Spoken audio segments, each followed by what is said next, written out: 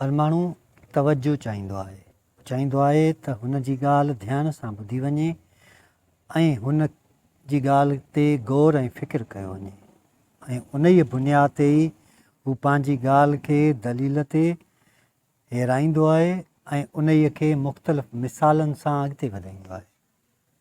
तवजो तॾहिं माण्हू ॾेई सघंदो आहे जॾहिं मेंटली माण्हू सुकून में हूंदो आहे, जॾहिं रूहानी तौर ते हुन जी पुख़्तगी हूंदी आहे ऐं हू दिमाग़ी ऐं सोच जे हवाले सां आज़ादु हूंदो आहे।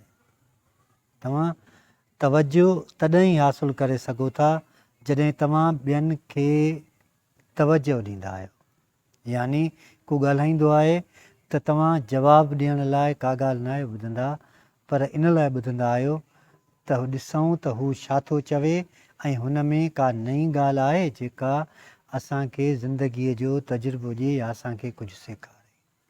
तंहिंजे करे इहो चयो वेंदो आहे त अटेंशन तॾहिं हासिलु कई वेंदी आहे जॾहिं माण्हू पंहिंजी सोच खे हिक ई डायरेक्शन में हलाईंदो आहे। कॾहिं कॾहिं तव्हां ॾिसंदा आहियो त वॾो हुजूम हूंदो आहे ऐं गोड़ हूंदो आहे त उते माण्हू कंहिं स्पीकर ते कंहिं लाउड स्पीकर ते ॾाढियां रड़ियूं करे चवंदो आहे तवजो ॾियो, ध्यानु ॾियो। ऐं जॾहिं माण्हू कंहिं अणांगे रस्ते ते हलंदो आहे ऐं तव्हांजो तवजो न हुजणु तव्हांजी ज़िंदगीअ खे तबाह ऐं बर्बादु करे सघे थो। तवजो लाज़िम हूंदो आहे जेकॾहिं तव्हां शागिर्द आहियो त तवजो तव्हांजो मुस्तक़बिल संवारे सघे थो।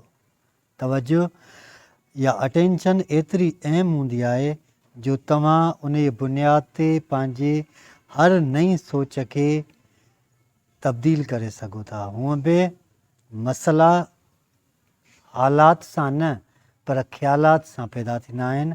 तव्हांजी सोच तव्हांजे लाइ मसइला आणींदी आहे ऐं तव्हांजी तवजो उन्हनि मसइलनि जो हल ॻोल्हे लहंदी आहे।